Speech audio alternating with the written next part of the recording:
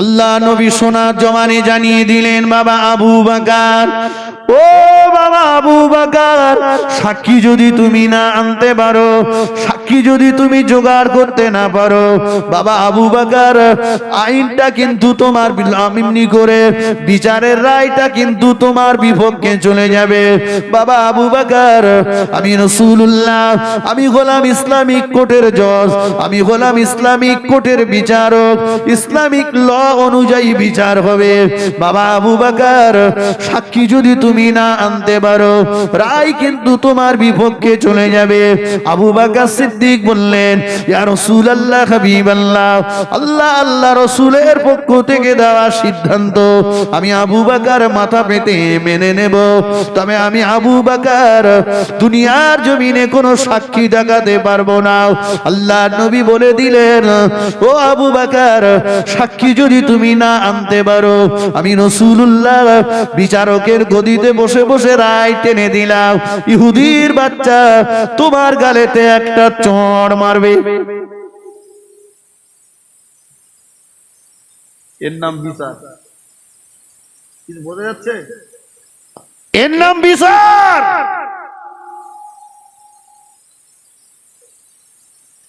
কোলে টানাটানি নয়, পক্ষপাতিত্ব নয়, টাকাওয়ালাদের আর গরিব মানুষদের আলাদা নয়, দলের লোক আর দলের বাইরের লোকের আলাদা করে কিছু নয়।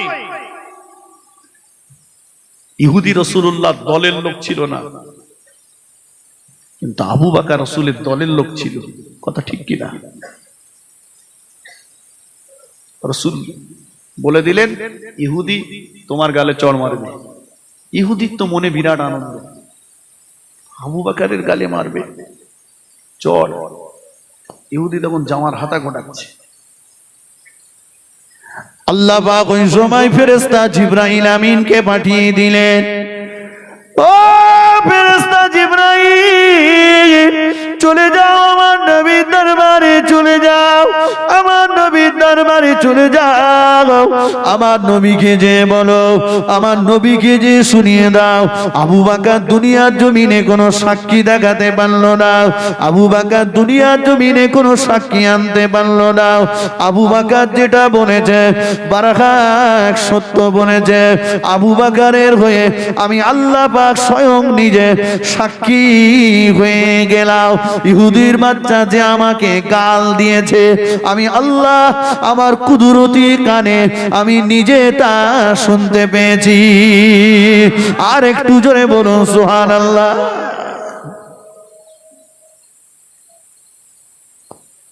দুটো কথা, একটা কথা হচ্ছে রাসূল কিন্তু বিচারকের জায়গায় দাঁড়িয়ে রাসূল পাক সাল্লাল্লাহু আলাইহি ওয়াসাল্লাম কিন্তু সঠিক বিচার করেছেন। রাসূলের বিচারে কিন্তু পক্ষপাতিত্ব, কোলে টানাটানি ছিল না। কথা ঠিক কিনা? আর যে সময় আবু বকর সিদ্দিক রাদিয়াল্লাহু তাআলা আনহু সাক্ষী দেখাতে পারলেন না, আবু বকর অসহায়, সেই সময় আবু বকরের পাশে কে দাঁড়ালেন? একটু জোরে বলেন, আল্লাহ। ভুলে গেলে হবে না, বিচারক, সেই বিচার এ জামানায় খুব কঠিন। আসুন ফিরে, আল্লাহ পাক সূক্ষ্ম বিচারক। আল্লাহ বলবেন, এই তোমাকে মেরেছিল, তুমি মেরে নাও, তোমাকে গাল দিয়েছিল, গাল দিয়ে নাও, অত্যাচার করেছিল, করে না, আল্লাহ আজকে মারবো না, গাল দেবো না, অত্যাচার করবো না, কিচ্ছু না। কি করবে? আল্লাহ বান্দার জীবনের নেকিগুলো কেটে কেটে দেন। জীবনে কম লোকে সর্বনাশ করে কবরে যায় না, নেকি যা ছিল সব শেষ, এখনো অভিযোগকারী দাঁড়িয়ে। আল্লাহ বলবেন, তোমরা কি নেবে? সব তো নেকি শেষ। বলছে আল্লাহ, আমাদের গুনাহগুলো কেটে কেটে ওর ঘাড়ে দেন। নিজের নেকি সব শেষ, পরের গুনাহ ঘাড়ে করে নিয়ে যেতে হবে জাহান্নামে। বাবু, ক্ষমতার বলে আজকে দুনিয়ায় অপরের গালে অন্যায় ভাবে চড় মারতে যেও না। ক্ষমতার বলে দুনিয়ার ভ্যানওয়ালা, ঠেলাওয়ালা, রিকশাওয়ালা, টোটোওয়ালাটাকে তোচ্ছড় বচ্ছড় করো না। তারও একটা ব্যক্তিগত সম্মান রয়েছে। কথা ঠিক কিনা? তুমি তাকে অসম্মান করছো, তোমার পাওয়ার রয়েছে, ক্ষমতা রয়েছে, কিন্তু মনে রেখো আমার আল্লাহ কিন্তু ওই কঠিন মুসিবতের দিন, যেদিন একটা নেকির মূল্য অনেক বেশি অনেক বেশি, সেদিন কিন্তু জীবনের নেকিগুলো কেটে ওকে দিয়ে তবে জাহান্নামে যেতে হবে। এবারে আসুন, তাহলে সম্পদ আর সন্তানে নাজাত মিলবে না, নাজাত মিলবে বলেছি রোগহীন অন্তরে, তাই তো নাকি? আল্লাহ নবী সোনার জবানে জানিয়ে দিলে, ও আমার সাহাবীরা, দেখতে তোমার যত সুন্দর তুমি হও না কেন, তামাম পৃথিবীর মানুষ তোমার রূপ দেখে প্রেম করতে পারে, তামাম পৃথিবীর মানুষ তোমার রূপে মুগ্ধ হতে পারে, তামাম পৃথিবীর মানুষ তোমায় দেখে ভালোবাসতে পারে, তামাম পৃথিবীর মানুষ তোমায় প্রেমে পড়তে পারে, কিন্তু মনে রেখো তোমার ওই মানব দেহের ভিতরে একটা গোস্তের টুকরা রয়েছে, ওই গোস্তের টুকরাটা যদি নাপাক হয়ে যায়, ওই গোস্তের টুকরাটা যদি দুর্গন্ধ হয়ে যায়, ওই গোস্তের টুকরাটা যদি পচে যায়, তামাম পৃথিবীর মানুষ তোমার রূপ দেখে প্রেম করলেও, তামাম পৃথিবীর মানুষ তোমার রূপের গুণগান করলেও আল্লাহ পাকের দরবারে তোমার 5 পয়সার মূল্য নাই।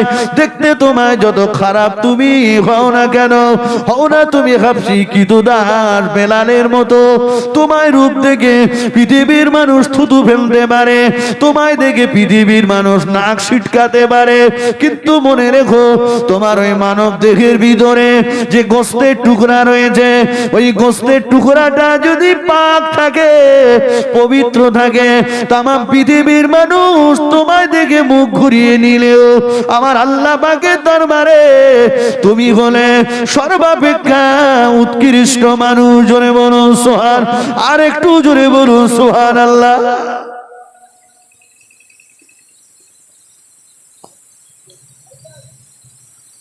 জি, তামাম পৃথিবীর মানুষ তোমায় রূপ দেখে মুগ্ধ হতে পারে, তোমাকে দেখে ভালোবাসতে পারে, চেহারা তোমার খুব সুন্দর, কিন্তু তোমার ভিতরে ওইটা পচে গেছে। সাহাবারা জিজ্ঞাসা করলেন, ইয়া রাসূলুল্লাহ, কি সেটা? আল্লাহ রাসূল বললেন, আলা ওয়াহিয়াল কলব, ওটাই হলো মানুষের অন্তর। বুঝতে পারেননি? অন্তরটা যদি ভালো থাকে, অন্তর যদি ভালো থাকে, রূপ যদি খারাপ থাকে, আল্লাহ পাকের কাছে দাম আছে, ঠিক কিনা? আর রূপ ভালো হয়েছে, অন্তর খারাপ, আল্লাহর কাছে দাম আছে বাপ? নেই। ও মাইজানেরা, মদিনার মসজিদে নববী শরীফের মুয়াজ্জিন হযরতে বেলাল রাদিয়াল্লাহু তাআলা আনহু, বেলাল দেখতে ভালো ছিল না, বেলাল দেখতে কালো ছিল, বেলালের জবানটা তোতলা ছিল, বেলাল দেখতে ভালো ছিল না, বেলাল কালো ছিল, বেলালের জবানটা তোতলা ছিল, কিন্তু বেলালের আযানটা আমার আল্লাহ পাকের দরবারে মকবুলিয়াতের আযান ছিল। জোরে বলুন সুবহান, আর একটু জোরে বলুন সুবহানাল্লাহ। ইন্নাল্লাহা লা ইয়ানজুরু ইলা সুআরিকুম ওয়ালাকিন ইয়ানজুরু ইলা কুলুবিকুম ওয়া আমালিকুম। আল্লাহ কোন মানুষের বাহ্যিক আবরণটা দেখেন না, আল্লাহ দেখেন মানুষের অন্তরটা এবং তার আমলটা। অন্তরের রোগ কি জিনিস? রাসূল বলেছেন, লোহা যেমন পানির সংস্পর্শে এলে লোহায় যেমন জং ধরে, মরিচিকা ধরে, ঠিক তথৈগত মানুষ যখন নাবালক জীবন থেকে সাবালক জীবনে পদার্পণ করে, সে যখন পাপের সংস্পর্শে আসে, তখনই তার ওই অন্তরে একটা করে দাগ পড়ে যায়, জং ধরে যায়, মরিচিকা ধরে যায়, অন্তরটা কালো হয়ে যায়।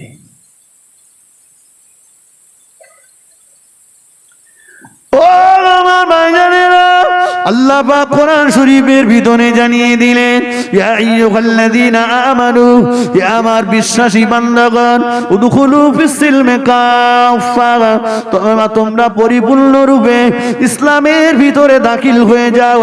ওয়ালা তাত্তাবিউ খুতুওয়াতিশ শয়তান, খবরদার তোমরা শয়তানের তাবেদারি করো না। ইল্লাহু, নিশ্চয়ই সে লাকুম তোমাদিগের জন্য আদুউম মুবিন, প্রকাশ্য শত্রু। আল্লাহ বললেন খবরদার শয়তানের তাবেদারি করো না। আল্লাহ নবী জিজ্ঞাসা করেছিলেন ইবলিস শয়তানকে, ইবলিস তোর ৮০,০০০ বছরের ইবাদত আল্লাহ পাকের দরবারে মকবুল ছিল, তোর জ্ঞানের বদৌলতে ফেরেশতাদের মাস্টার হয়েছিলি, কিন্তু তুই শয়তান হয়ে গেলি কি করে? ইবলিস বলল, আদম যে জাতের তৈরি, আমি আগুনের তৈরি, আর আদম হলো মাটির তৈরি। খলাকতানি মিন নারি ওয়া খলাকতাহু মিন তিন, আমি আগুনের আর আদম মাটির তৈরি। আমার এই জাতীয়তার বড় গর্ব অহংকার আমার ভিতরে বিরাজ করছিল। আমার অহংকার হলো আমার অবনতির ১ নম্বরের কারণ।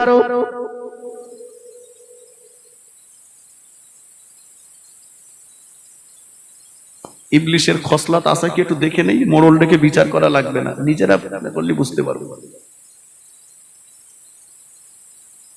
ইবলিস বলল, খলাকতানি মিন নারি ওয়া খলাকতাহু মিন তিন, আমি আগুনের তৈরি আর ও মাটির তৈরি। আমি যে জাতের তৈরি, আমার জাতীয়তার বড় অহংকার গর্ব আমার ভিতরে বিরাজ করছিল। ইন্নাল্লাহা লা ইহিব্বু মান কানা মুখতালান ফখুরা, যারা ফখর করে, গর্ব করে, অহংকার করে, আমার আল্লাহ এদেরকে পছন্দ করেন না। এখন যদি আপনার টাকার গরম, এখন যদি আপনার হাজিত্বের গরম, এখন যদি আপনার শরীরের চামড়ার রঙের গরম আপনার আমার ভিতরে বিরাজ করে, এখন যদি আমার বংশের গরম আমার ভিতরে বিরাজ করে, নিঃসন্দেহে এটা ইবলিস শয়তানের খসলত। কথা ঠিক কিনা? মান তাশাব্বাহা বিকওমিন ফাহুয়া মিনহুম, দুনিয়াতে যার সঙ্গে যার মিল মোহাব্বত থাকবে, কিয়ামতের ময়দানে তার সঙ্গে তার হাসর নাসর হবে। ইবলিস বলল ২ নম্বরে আরেকটা কারণ, যে আদমকে আল্লাহ তৈরি করে জান্নাতে দিলেন, আদমকে কিবলা বানিয়ে সিজদা করতে বললেন, সব সিজদা আদম পাবে, আমাকে বলল না। এই আদমের প্রতি আমার হিংসা হচ্ছিল, হিংসাই হচ্ছে আমার অবনতির আরেকটা কারণ। আমাদের ভেতর তো হিংসা নেই, কি বলেন? এর কথা বলেন, হ্যাঁ না বলেন? রাতের অন্ধকারে ঘুমির ঘরেও কেডাকার বাঁশ দেবে সেই চিন্তা করতেছে, বুঝলেন? ঘুমির ঘরে বলে, ঘুমির ঘরে দেখতে বাঁশ দিচ্ছে। আমাদের ভিতরে নেই ত্যাগ, নেই ক্ষমা, নেই একে অপরের সঙ্গে মিল মোহাব্বত, শুধু আমাদের ভিতরে চলছে প্রতিশোধের আগুন, জ্বলছে দাও দাও করে। ঠিক কিনা বলে? আমরা এক হতে পারছি না, সব ভাগ হয়ে গেলাম। প্রতিটা পাড়ায় পাড়ায় দল, গ্রামে ৪টে-৫টা করে দল, শুধু দ্বন্দ্ব, বিভাগ নেই।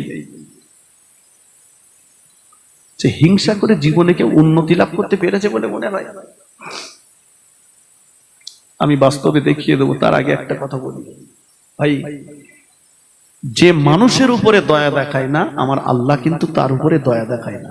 আমি যে হাত তুলে আল্লাহর কাছে কাঁদছি, আল্লাহ তুমি আমাকে মাফ করে দাও, ক্ষমা করে দাও, ঝরঝর করে কাঁদতেছি, আল্লাহ বলে, বান্দা তুই যে আমার কাছে ক্ষমা চাইছিস, তুই কি তোর ভাইকে ক্ষমা করতে পেরেছিস? বুঝলি? ভাইয়ের সঙ্গে সামান্য একটু ছাতির পানি পড়ানে ঝামেলা, ওর নামে 3টে কেস দিয়েছে, 3টে কেস দিয়ে মসজিদে আগের কাতার দখল করেছে, বিরাট কাঁদতেছে। তুই তোর ভাইকে ক্ষমা করতে পারলি না। আল্লাহ নবী মদিনার মসজিদে নববী শরীফে সাহাবা হুজুরদের নিয়ে বসে আছেন। আল্লাহ নবী হঠাৎ সাহাবা হুজুরদেরকে বললেন, ও আমার সাহাবীরা, তোমরা কি তোমাদের চোখে আল্লাহ পাকের দয়ার জান্নাতি মানুষকে কি দেখতে যাও? সাহাবা হুজুররা বললেন, জি হ্যাঁ ইয়া রাসূলুল্লাহ, আমরা আমাদের চোখে আল্লাহ পাকের দয়ার জান্নাতি মানুষকে দেখতে যাই। আল্লাহ নবী বললেন, ও আমার সাহাবীরা, এই মুহূর্তে যে মানুষটা মদিনার মসজিদে নববী শরীফে প্রবেশ করছে, ওই মানুষটা হলো জান্নাতি। আল্লাহ নবী সাহাবীরা মনে করলেন আবু বকর, ওমর, ওসমান, আলী রিদওয়ানুল্লাহি তাআলা আলাইহিম আজমাইন হুজুরদের ভিতরে কেউ হবেন, কিন্তু না না, দেখতে পাওয়া গেল আল্লাহ নবীর একজন দেহাতি সাহাবা, আল্লাহ নবীর একজন গরিব গ্রাম্য সাহাবা মদিনার মসজিদে নববী শরীফে প্রবেশ করলেন। সাহাবা হুজুররা হতচকিত হয়ে গেলেন, এই মানুষটাকে তো সব সময় আল্লাহ নবীর দরবারে দেখিনি, সব সময় নবীর কাছে আসতে দেখিনি, অথচ আল্লাহ নবী মদিনার মসজিদে নববী শরীফে বসে এই মানুষটাকে জান্নাতি বলে আখ্যায়িত করলেন। বেশ কিছুদিন পরে আবারও একদিন আল্লাহ নবী সাহাবা হুজুরদের নিয়ে বসে আছেন। নবী আমার দয়ার নবী বললেন, ও আমার সাহাবীরা, তোমরা কি তোমাদের চোখে আল্লাহ পাকের দয়ার জান্নাতি মানুষকে কি দেখতে যাও? সাহাবা হুজুররা বলল, জি ইয়া রাসূলুল্লাহ। আল্লাহ নবী বললেন, এই মুহূর্তে যে মানুষটা মদিনার মসজিদে নববী শরীফে আসছে, ওই মানুষটা হলো জান্নাতি। আজকে দিনও সাহাবারা মনে করলেন আবু বকর, ওমর এমন কেউ হবেন, কিন্তু না না, গতদিনে আল্লাহ নবী যাকে জান্নাতি বলেছিলেন, রাসূলুল্লাহর ওই দেহাতি সাহাবা, ওই গ্রাম্য সাহাবা, ওই গরিব সাহাবাটা, তিনি আজকে দিনেও মদিনার মসজিদে নববীতে আসলেন। আল্লাহ নবী 3 দিন একইভাবে ওই সাহাবাকে জান্নাতি জান্নাতি জান্নাতি বললেন। হযরত আব্দুল্লাহ ইবনে আমর রাদিয়াল্লাহু তাআলা আনহু আল্লাহ নবীর ওই দেহাতি সাহাবাকে বললেন, ও নবী পাকের সাহাবা, আমি আব্দুল্লাহ ইবনে আমর, আমি 3 দিনের জন্য আপনার বাড়ির মেহমান হব, আপনি কি আমাকে আপনার বাড়ির মেহমান বানাবেন?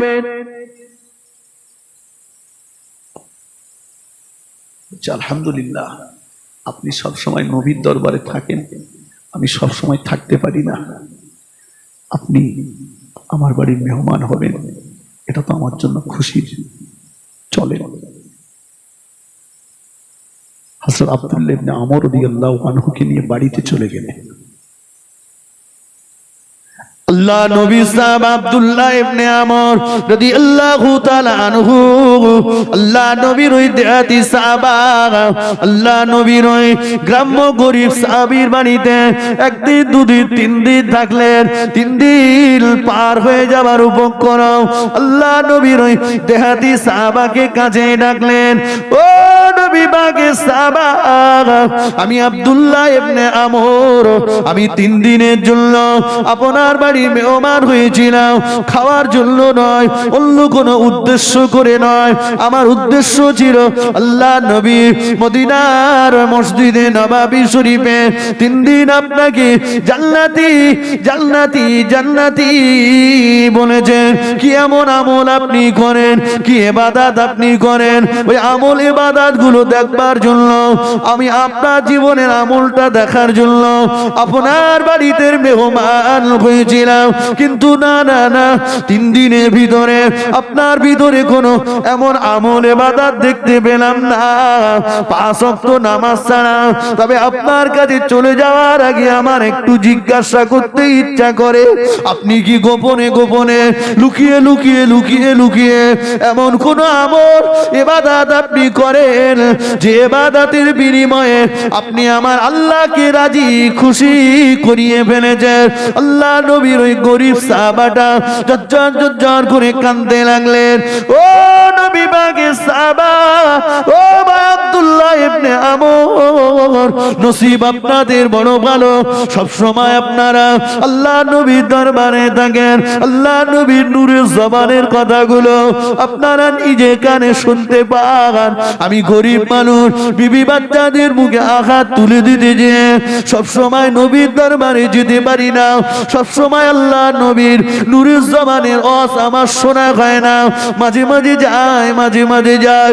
5 ওয়াক্ত নামাজ ছাড়া বেশি নামাজ আমি পড়তে পারি না। রমজান শরীফের ফরজ রোজা ছাড়া বেশি নফল রোজা আমি করতে পারি না।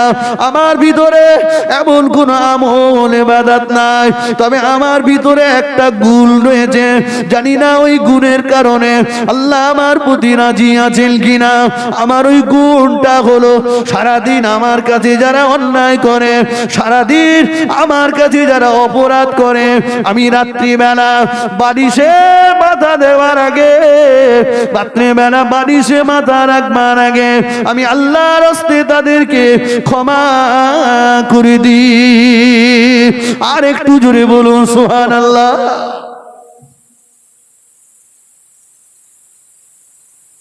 আপনি যে ক্ষমা করেছেন মানুষকে, আল্লাহ আপনাকে ক্ষমা করে দিয়েছেন। সুবহানাল্লাহ।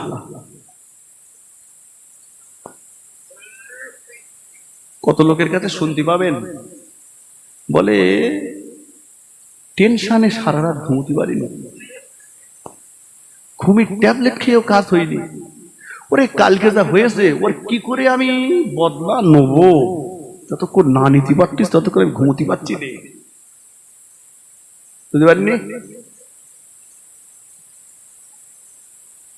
আমার রাসূল পাক সাল্লাল্লাহু আলাইহি ওয়াসাল্লাম, সাহাবা, তার আদর্শটা কি ছিল? যে তিনি ক্ষমা করেছেন, আল্লাহ পাক তাকে ক্ষমা করেছেন। মানুষের উপর ইহসান করুন, দয়া করুন, আল্লাহর দয়া হবে। কিন্তু এটাই আজকে আমরা ভুলে গেছি, আমাদের ভিতরে নেই ক্ষমা, শুধু প্রতিশোধের আগুন জ্বলছে। আসুন, পাহাড় পাহাড় পরিমাণ, ওহদ পাহাড় পরিমাণ শুকনো কাঠ যদি আপনি একত্রিত করেন আর ক্ষুদ্র আগুন যদি তার তলায় ঢুকিয়ে দেন, ক্ষমতা আছে না নেই এই ছোট্ট বিন্দু আগুনটা ওই পাহাড় পরিমাণ কাঠকে পুড়িয়ে দেবে? আছে না নেই বলে? ঠিক তথৈগত আপনার জীবনে, আমার জীবনে হাজার হাজার বছরের আমল ইবাদত যদিও থাকে, আর যদি এক জাররা পরিমাণ হিংসা থাকে, মনে রাখবেন হিংসার বীজ এমন একটা জিনিস জীবনের নেকিগুলো জ্বালিয়ে পুড়িয়ে ছারখার করে দেবে। হিংসা করে ক্ষণিকের জন্য হয়তো তার কিছু পেল, কিন্তু না, হিংসা করে আজও পর্যন্ত ইতিহাসে এমন রেকর্ড নেই হিংসা করে কেউ জয়লাভ করতে পেরেছে। আমি একটা জ্বলন্ত প্রমাণ দেবো, একবার দরুদ শরীফ আল্লাহুম্মা।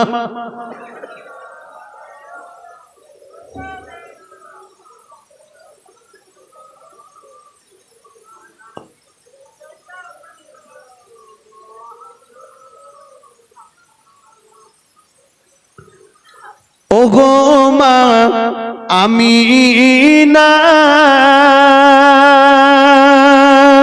তোমার কুড়ে ঘরে রহমত খোদার পড়ে জোরে জোরে।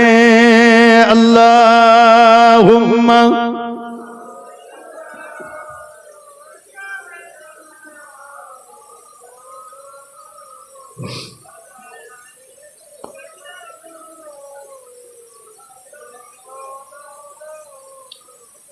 জগতের ইমাম, ইমামে আজম আবু হানিফা রহমাতুল্লাহ আলাইহি আমাদের মাযহাবের ইমাম ছিলেন, তাই তো নাকি? ইমামে আজমের সুখ্যাতি যখন চতুর্দিকে ছড়িয়ে পড়ছে, তখন সেই জামানার কিছু হিংসুকের দলেরা তারা চিন্তা করলো যে ইমামে আজমকে কি করে দমানো যাবে। ভাই, আল্লাহ যার সম্মান দেবেন, দুনিয়ার মানুষের কি ক্ষমতা আছে তাকে বেইজ্জতি করবে? কথা বলেন না। ইমামে আজম আবু হানিফা হুজুরকে বিভিন্ন ভাবে তারা ফতোয়ার মাধ্যমেও চেষ্টা করলো যে ফতোয়ার মধ্য দিয়েও ইমামে আজমকে জাতির কাছে বেইজ্জতি করা যায় কিনা। হঠাৎ একদিন ছেলে এসে বলল, হুজুর আমার মা, আমার আব্বা আমার মায়ের কাছে পানি চেয়েছিল, আমার মা পানি একটু আনতে দেরি করেছে, তো আমার আব্বা বলেছে পানি আমি খাবো না, পানি যদি তুই রেখে দিস তো 3 তালাক, পানি যদি তুই ফেলে দিস তো 3 তালাক, পানি যদি তুই খেয়ে ফেলিস তো 3 তালাক। এখন আমার মা এই তালাকের হাত থেকে বাঁচবে কি করে? ইমামে আজম আবু হানিফা রহমতুল্লাহ আলাইহি বললেন যে দেখো, চলে যাও, তোমার বলো শুকনো একটা কাপড় আস্তে আস্তে ওই গ্লাসের ভিতরে ঢুকিয়ে দিতে, ওই শুকনো কাপড় পানিগুলোকে টেনে নেবে, তোমার মা তালাকের হাত থেকে রেহাই পেয়ে যাবে। জোরে বলুন সুবহানাল্লাহ। ফের একদিন এসে বলছে ইমামে আজম হুজুরকে, হুজুর আমি আজকে কসম করেছি আমি সন্ধ্যাবেলা স্ত্রী সহবাস করব, ফরজ গোসল করব না, ঈশার নামাজও কাজা করব না। হবে? স্ত্রী সহবাস করলে তো গোসল ফরজ হবে, ফরজ গোসল করব না, আমি নামাজও কাজা করব না। শুধুমাত্র বিভিন্ন ভাবে প্রশ্ন করে ইমামে আজমকে চাপার চেষ্টা। ইমামে আজম প্রথমত একটু বকাবকি করে বললেন, কথা দিতে হবে জীবনে এমন কসম করবে না, করব না, যাও সন্ধ্যাবেলা আমার কাছে আসবে। প্রথম কাজ মিটিয়ে, প্রথম কাজ সেরে এসেছেন, হুজুর বললেন চলো একটু আমরা আগে যাই, বেরিয়ে আসি। বলে একটা খালে ওই যে বাঁশ দিয়ে পারাপার হয়, শ্যাকো বলেন তো, শ্যাকো। ইমামে আজম হুজুর বললেন বাবা তুমি আগে চলো, আমি পিছনে। মাঝখানে যে ইমামে আজম শ্যাকোটাকে নাড়া দিয়ে ওকে ফেলে দিলেন, পড়ে গেল। যাও গোসল করে উঠে যাও, যে এশার নামাজটা আদায় করে নাও, তোমার কসমের কাফারা থেকে তুমি রেহাই পেয়ে গেলে। সুবহানাল্লাহ বলুন। এরা দেখছে কোনো মতেই তো ঠিক বিগড়ানো যাচ্ছে না, যেদিক থেকে যায় সেদিক থেকে লোক সব প্রশ্নের উত্তর দিয়ে দেয়।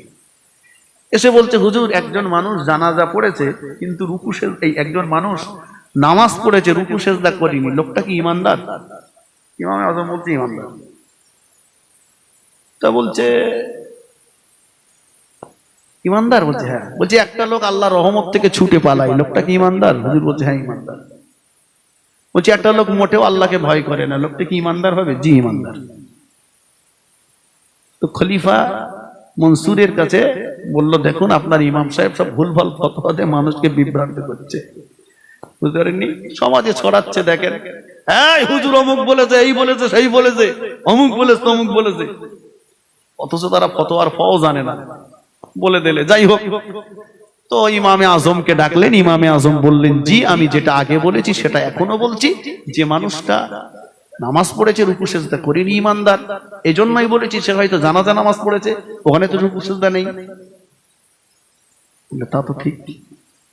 যে মানুষটা আল্লাহর রহমত থেকে ছুটে পালায়, বাদশা বলুন পৌষ মাসের কনকনে ঠান্ডা, কেউ রাস্তায় বার হয়েছে ছাতা না নিয়ে, এখন হঠাৎ করে বৃষ্টি এসেছে, আসমান থেকে যে বৃষ্টিটা এসছে ওটা রহমতের পানি, এখন লোকটা কি ওই পৌষ মাসে ভেজবে না ছুটে কোনো জায়গায় যাবে, ছুটে কোনো আশ্রয় স্থানে যাবে? লোকটা আল্লাহর রহমত থেকে ছুটে পালিয়েছে, লোকটাকে কি বেঈমান বলবেন না? তাহলে তো কথা ঠিক আছে। তাহলে বলছে যে লোকটা মোটেও আল্লাহকে ভয় করে না, ইমামে আজম বললেন আমি মোটেও আল্লাহকে ভয় করিনি। আপনি আমাকে বেঈমান বলবেন? হ্যাঁ, আমি আল্লাহকে ওই হিসাবে ভয় পাই না, বিচারক হিসাবে আল্লাহকে ভয় পাই না। কারণ আল্লাহর বিচারে পক্ষপাতিত্ব নেই, কোলে টানাটানি নেই। আল্লাহ যে বিচার করবেন, সূক্ষ্ম বিচার করবেন, বিচারক হিসাবে আমি আল্লাহকে মোটেও ভয় করি না। সুবহানাল্লাহ বলেন। এরা বলে এসব এসব আর হবে না, এরে অন্য অন্য জায়গায় ঢোকা। কি করলো? দেশের একটা পতিতা বেশ্যা নারীকে ঠিক করলো। বুঝতে পারেননি? বেশ্যা নারীকে ঠিক করলো, করে ইমামে আজম হুজুর দোকানে বসে আছেন। সন্ধ্যাবেলা একটা ছেলে যে হাজির, যে বলছে, হুজুর আমার আম্মা মৃত্যু যাতনায় কষ্ট পাচ্ছে, কোন রকমের শ্বাস প্রশ্বাসটা যাচ্ছে আর আসছে। হুজুর আমার মার খুব ইচ্ছা আপনি একটু কলেমার তালকিন দেবেন। আচ্ছা বলুন, এখন কেউ যদি রাত দুপুর বেলা মরণের জাকানদারি শুরু হয়, আর আমাদের মুফতি আমাদের ভাই আব্দুল কাইয়ুম সাহেব আপনাদের ইমাম তো, যে ওনাকে যদি বলেন যে কলেমার তালকিন দিতে হবে, তার তো বাড়ির থেকে সিটি কষ্ট করে আসতে হবে না? হবে না? আসতে হবে। ইমামে আজম হুজুর বললেন চলো যাচ্ছি।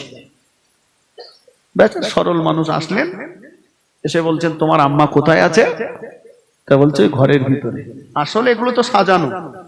যেই ঘরের ভিতরে ঢুকলেন, অমনি শত্রুরা বিরোধীরা বাইরে থেকে ছিকলটা তুলে দিয়ে হই হই করে চেল্লাতে লাগলো, দেখো জগতের ইমাম, ইমামে আজম, জগতের বড় মুফতি, জগতের বড় আলেম, সে দেশের একটা পতিতা বেশ্যা নারীর ঘরে ঢুকেছে। জোরে বলুন নাউজুবিল্লাহ। জোরে হয় না নাউজুবিল্লাহ? বাদশার কাছে যে বিচার দেওয়া হলো, বলা হলো, বাদশাহ আপনার সেই ইমাম সাহেব কি করেছে জানেন? বলছে কি করেছে? বলছে আপনার সেই ইমাম সাহেব সেই রকম অমুকির ঘরে ঢুকেছে। এখন ভাই ইমামের কিছু হয়েছে মানে এক শ্রেণীর লোক আছে, ওরা ইমামের পেছনে শুধু কাটি দেবে, আছে না? নেই? আপনাদের গ্রামে বোধহয় সব নেই। ইমামের মোনাজাতে থাকে মুসল্লিদের কল্যাণ, আর মুসল্লিরা মসজিদ থেকে বার হয়ে করে ইমামের সমালোচনা। দেখবেন আপনাদের গ্রামে যায়নি না, কিন্তু ইমাম সাহেব একটা গ্রামে জলসা হচ্ছে, সভাপতি আমাদের ইমাম সাহেব হুজুর, কোনো তো আর কোনো কিছু রাস্তা নেই, কি করতে হবে? সভাপতি স্টেজে বসে থাকতে হবে, সারা রাত জলসা, বেচারা শীতে কষ্ট করে বসেও আছে। হুজুর একটা নামলো 10,000 টাকা নিয়ে চলে গেল, আর একজন নামলো 8,000 টাকা নিয়ে চলে গেল, আর একজন নামলো 6,000 টাকা নিয়ে চলে গেল। আবার হুজুর চলে যাওয়ার সময় হুজুরির গাড়িতে তাবারুকও দেওয়া হলো। আমার কথা বুঝতে পারছেন? হুজুরের গাড়িতে তাবারুকও দেওয়া হলো। সব হুজুর চলে যাচ্ছে, ইমাম সাহেব কিন্তু বসে আছে জলসা শেষ দোয়া পর্যন্ত। ইমাম সাহেবের বাড়িতে তার ছোট্ট বাচ্চা আছে, ইমাম সাহেবের বাড়িতে তার ছোট্ট মেয়ে আছে। তারাও জানে আজকে আমার আব্বুর মহল্লাতে, আজকে আমার আব্বুর মহল্লাতে জলসা হচ্ছে, আজকে আমার আব্বুর মহল্লাতে নবী দিবস হচ্ছে, ওখানে তাবারুক হচ্ছে, বিরিয়ানি রান্না হচ্ছে, কি খিচুড়ি রান্না হচ্ছে। আমার আব্বু যখন বাড়ি আসবে, নিশ্চয়ই মহল্লার মানুষেরা আমার আব্বুর কাছে কিছু বিরিয়ানির প্যাকেট দেবে, আমার আব্বুর কাছে কিছু তাবারুক দেবে, আমার আব্বুকে নজরানা দেবে, আমার আব্বু কালকে বাজার করে আমাদেরকে খাওয়াবে।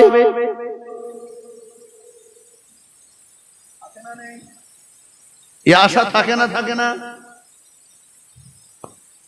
প্রমাণ নেবেন? সব তাবারুক নে, সব টাকা নিয়ে হুজুরা চলে গেছে। ইমাম সাহেবের বলতেছে, হ্যাঁ সাহেব তোমার জন্য 2 প্যাকেট রেখেলুম, তা আমার কাছে সেক্রেটারির মোটে হয়নি, তা ও দিচ্ছি, তুমি আর কিছু মনে করো না, আর শুক্রবারে তোমার কিছু দোয়া নেই, তোমার মিলাদে বাস পড়বে। বুঝতে পারিনি? তোমার মিলাদে বাস পড়বে। কালকে যদি আমারে ডাকা হয়, আমারে যদি ডাকা হয় যে আমাদের একটা বাচ্চা কাঁদতেছে, একটু ঝাড়ি খেতে যাও দিন, আমি আসবো? একদম না। আমি তো মাল দেবেন বলে এসেছি। কিন্তু ইমামতির চাকরি এমন একটা, আমি তো জানি ভুক্তভোগী, অর্ধেকটা মশারির ভিতরে বডি ঢুকিয়ে দিয়েছি, দরজায় এসে ডাকতেছে, ভাই কচি কাঁদতেছে, যদি না যায় কালকে দুটো দল হবে, বলে শালারে রাখা যাবে না, এর গায়ে চর্বি হয়ে গেছে। ভারী 1,500 টাকা মাইনে দেয়, বলতে গায়ে চর্বি হয়ে গেছে। 24 ঘন্টা ডিউটি। আর কিছু মানুষ মনে করেছে এই অযোগ্য যারা নেতৃত্ব দিচ্ছে কমিটি মেম্বারেরা, এরা মনে করছে ইমাম মানে আমাদের চাকর। খবরদার মনে রাখবেন, ইমাম সাহেব আপনার চাকর নয়।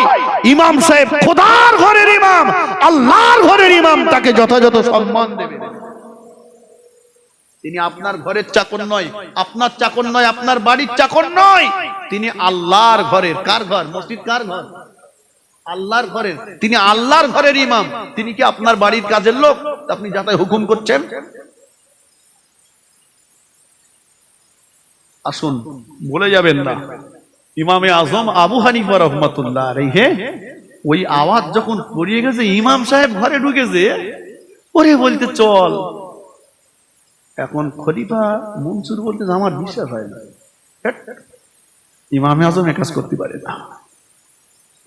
বলতেছে আপনি বিশ্বাস করবেন না জানি, সেই জন্য আমরা এখন আলাদা করিনি, এক ঘরেই রেখে পুলিশ পাঠিয়ে দিলে, এসে দেখতে সত্যি এক ঘরে আটকানো। দুজনকে জেলখানায় বন্দি করা হলো। বিচার হবে, দিন ঠিক হলো, অমুক দিন বিচার হবে। ইমাম সাহেবের বিচার, যে পেশাব করতে ভালো করে পারে না, এই আমারই বলি লুঙ্গি এই বন্ধ তোলে, সেও বলে চল ইমাম, এই ইমাম চল। কালকে বিচার হবে, আজকে রাত্রেবেলা ইমামে আজম প্রতিদিন তাহাজ্জুদের নামাজ তিনি পড়তেন। তাহাজ্জুদের নামাজের পাটিতে বসে আল্লাহ দরবারে কাঁদছে, আল্লাহ আমি বেইজ্জতি হলে আপনি যদি খুশি হন, আমি একবার না 1000 বারও বেইজ্জতি হতে রাজি আছি। বলুন সুবহানাল্লাহ। আর আমি বেইজ্জতি হলে আপনি যদি খুশি না হন, আল্লাহ আমার ইজ্জত কিভাবে বাঁচবে, এই দায়িত্ব আমি আপনার কুদরতি হাতে তুলে দিলাম। সুবহানাল্লাহ। কোরআন পাকে মহান আল্লাহ বলেছেন, ওমাইয়া তাওয়াক্কাল আলাল্লাহি ফাহুয়া হাসবুহু।